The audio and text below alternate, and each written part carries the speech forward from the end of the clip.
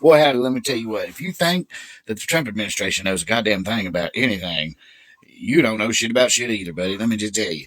And coming from real redneck, and I mean real redneck. Here, let me show you some redneck shit real quick. Pit bull, charcoal grill, chicken vitamins, chickens, fruit trees as far as I can see, by God. The Great Smoky Mountains. I'm a real redneck, by God. If you're simping for these fascists, and you come from Appalachia, your grandpappy rolling in his fucking grave right now, I tell you what. And if you claim to be a redneck, but you don't know about the Battle of Blair Mountain, or the Battle of Athens, Tennessee, you ain't no redneck, buddy. Real rednecks stand in solidarity with all the people. You feel me?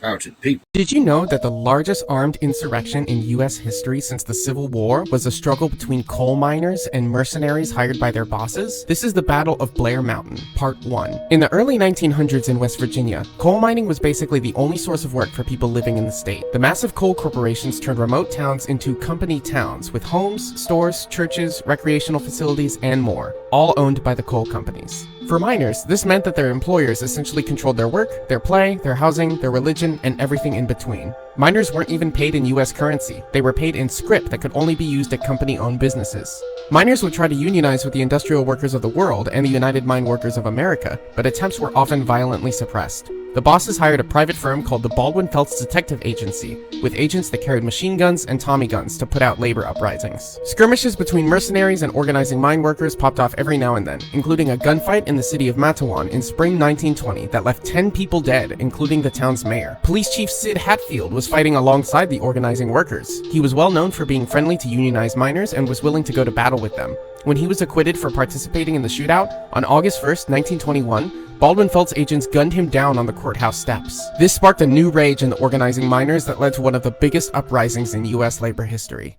In August 1946, a small Tennessee town turned into a war zone against crooked politicians when Sheriff Paul Cantrell used dirty tactics like voter intimidation and rigged elections. Returning World War II veterans refused to just sit and watch. The veterans formed the GI Nonpartisan League to take him down. When deputies blocked African-American voters from casting their ballots, things got ugly fast. The vets assaulted the county jail to retrieve the rigged ballot boxes. Bullets flew from both sides, but in the end, they blew the jail open and retrieved the ballots. The deputies gave in, and the vets candidates were declared winners, sparking reform in the county. If you think we're not in this place, you haven't been watching the news. And this current administration has been offering ex-veterans, current military members, and ex-cops positions to guard DC. Hi, I'm Bentley, and this is How to Survive Your First Dictatorship.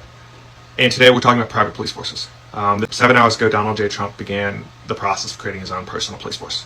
He's calling it Safe DC, and these people are loyal to Trump. What this means is, and I'm going to show you all some screenshots and things during this video. Basically, he's looking for retired or active duty military, retired or veterans, military, police, active duty or not, and even civilians with any skill set. Any skill set, that's what he said. He wants them to have a pulse and be supportive of him and loyal to him. He's putting them in DC. I live in Northern Virginia. I live in the DC area. And this is hugely concerning. This is a thing that was very popular in Germany in the 30s.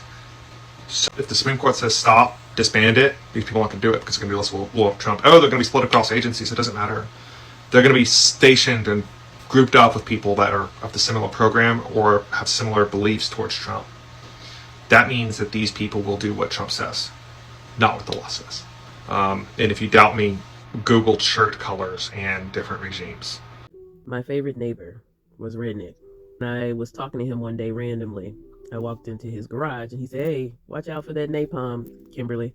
And it was deactivated, but he said it like nothing. He would tinker, make radios, and I do mean literally make a radio that you can hear other people on. Absolutely brilliant. New history, the best veal and venison I've ever had was when I hung out with some redneck. And yes, we hunted it. I say all that to say, all white people aren't the same. All black people aren't the same. All Spanish people aren't the same. All Asian people aren't the same. It is by design that they are dividing us. I also believe there are people cosplaying as liberal who create this division, being there's too much conversation going on.